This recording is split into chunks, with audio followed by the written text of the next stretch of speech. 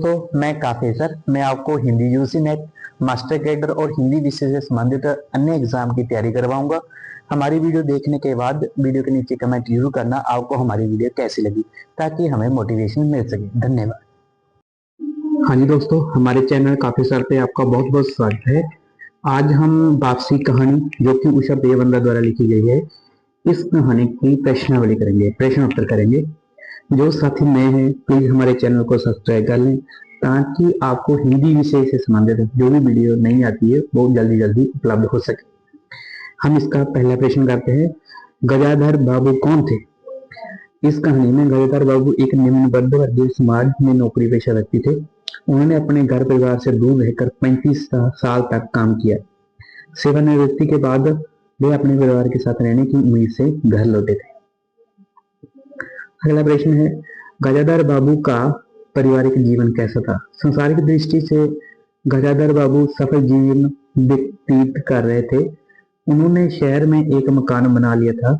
बड़े लड़के अमर और क्रांति की शादी कर चुके थे और 2 बच्चे ऊंची शिक्षा में पढ़ रहे थे। अगला प्रश्न है कि गजाधर बाबू को अपने रेलवे क्वार्टर की याद क्यों सताने लगी? एक दिन सुबह गजाधर बाबू ने देखा कि उनकी चारपाई बेड से हटाकर भंडार घर में रखी हुई थी, जहां उन्हें कोट टांगने की भी जगह न थी। ऐसे समय उन्हें अपना क्वार्टर याद आ गया। प्रश्न है, गजाधर बाबू की हिदायत के बाद बसंती ने कैसा खाना बनाया? पिता के कहने पर बसंती ने रात का भोजन तो बनाया, परंतु वे इतना बेस्वाद था कि उसे कोई भी नहीं निगल जा सकता था। ठीक है, गजाधर बाबू तो किसी तरह खाना खाकर उठ गए, परंतु नरेंद्र थाली सरकाकर उठ खड़ा हुआ और गजाधर बाबू को कोसने लगा कि बैठे बैठे कोई ना कोई करतूत करते ही रहते हैं। अगला प्रश्न है, पत्नी की कोठी में अपनी चारपाई पड़ी हुई देखकर गजाधर बाबू को क्या महसूस हुआ? पत्नी की कोठी में अपनी चारपाई पड़ी हुई देखकर गजाधर बाबू को एक काक के अतीत में खो गए, यानी कि अपने अतीत में खो गए। उन्हें अपना बड़ा सा खुला सा क्वार्टर याद आ गया। वहां का निश्चित जीवन, पैसेंजर ट्रेनों के आने पर स्टेशन की चहल पहल, इंजनों का चिरघर सब समझ आया। सेठ रामजी मल के मिलने कुछ लोग कभी कभी पास आ बैठते, यही उनका धैर्य था, वही उनके साथी थे। वह जीवन उन्हें अब खोई हुई निधि सा प्रतीत हुआ। उन्हें लगा कि वे जिंदगी द्वारा ठगे गए हैं।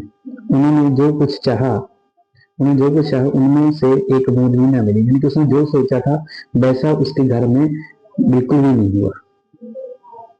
अगला प्रश्न है, रिटायर होने के बाद गजाधर बाबू को अपने घर का वातावरण कैसा महसूस हुआ? अपना घर बहुत सा प्रतीत हुआ। उन्हें लगा कि वे सिर्फ धनोपार्जन के निमित्त मात्र है। जिस व्यक्ति के अस्तित्व से पत्नी मांग में सूद डालने की अधिकारी होती है, उस समाज में उसी की प्रतिष्ठा है। उनके सामने वो 2 वक्त भोजन की थाली रख देने से क्या सारे कर्तव्य से छुट्टी पा जाती है? क्योंकि वो कहता है कि जो पत्नी जिसको जो मेरे कारण मांग में सूद भरने की अधिकारी होती है, वो मेरे सामने 2 वक्त की रोटी थाली रखकर अपना कर्तव्य से छुटकारा पा लेती है। अगला प्रश्न है, परिवार वालों की अपेक्षा के बाद गजाधर बाबू के स्वभाव में क्या परिवर्तन हुआ? गजाधर बाबू ने निश्चय कर लिया कि अब वे घर के किसी काम में दखल नहीं देंगे। नरेंद्र रुपये मांगने आया तो बिना कारण पूछे से रुपये दिए। बसंती काफी अंधेरा हो जाने के बाद भी पड़ोस में रही तो भी उन्हें कोई इतराज नहीं किया। ठीक है, अभी हम इस कहानी की भाषा शैली करेंगे। ये प्रश्न अवश्य आता है, इसे लिखा भी जा सकता है। देखो, उषा प्रियवंदा की कहानी वापसी की भाषा अत्यंत सरल, मुहावरेदार तथा भावगर्भित है। इस कहानी में लेखक ने भावों पर प्रभाव डालने के लिए भाषा के मिश्रित रूप का प्रयोग किया है। हिंदी की बोलचाल की खड़ी बोली में लिखी गई कहानी में उर्दू, फारसी, अंग्रेजी के शब्दों का भी प्रयोग कहानी में किया गया है। अंग्रेजी के रिटायर और फारसी के शौर, खातिर आदि शब्दों के माध्यम से कहानी में चमत्कार उत्पन्न किया गया है।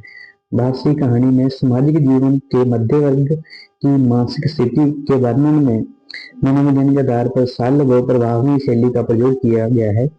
कहानी में मुहावरों का प्रयोग आवश्यकता अनुरूप किया गया है, यथा जिनमें जैसे बुरा होना, सिर पिटा जाना, हाड़ तोड़ना, पेट काटना, जी भारी होना इत्यादि। इस कहानी का उद्देश्य पढ़ेंगे। वापसी कहानी का उद्देश्य। उषा प्रेमचंद की कहानी वापसी का मूल उद्देश्य आधुनिक पारिवारिक स्थितियों का चित्रांकन करना है। इस कहानी में नई और पुरानी पीढ़ी का संघर्ष, अवकाश प्राप्ति व्यक्ति की अपने ही लोगों द्वारा उपेक्षा तथा पाश्चात्य संस्कृति का दुष्प्रभाव, तीनों का संदेश चित्रांकन किया गया है। इस कहानी के माध्यम से लेखिका ने एक मध्य वर्ग के परिवार की आर्थिक सामाजिक स्थिति का दर्शन कराकर परिवार के मुखिया को परिवार में उपेक्षापूर्ण स्थिति का चित्रण किया है। मनोवैज्ञानिक धरातल पर लिखी गई उषा प्रेमचंद की यह कहानी वापसी एक सफल कहानी है। आगे बढ़ते हैं इस कहानी का निष्कर्ष। इस कहानी से क्या निष्कर्ष निकल रहे हैं? वापसी कहानी आधुनिक युग के वास्तविक यथार्थ को प्रस्तुत करती है।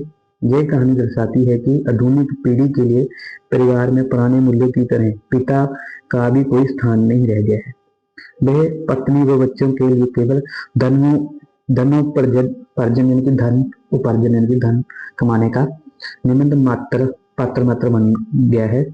पत्नी भी जिस व्यक्ति के अस्तित्व से पत्नी मांग में सिंदूर डालने की अधिकारी होती है तथा समाज में प्रतिष्ठा पाती है, उसके सामने वे 2 वक्त भोजन की थाली रख देने से ही अपने सारे कर्तव्यों से छुट्टी पा जाती है।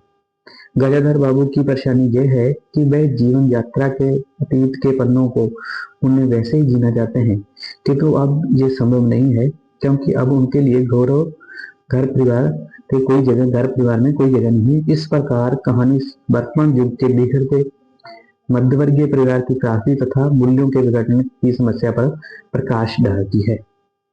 देखो साथियों, इस तरह ये हमारी जो वीडियो कंप्लीट होगी। जो साथी नए हैं प्लीज हमारे चैनल को सब्सक्राइब कर लें। ठीक है, आपका बहुत बहुत धन्यवाद।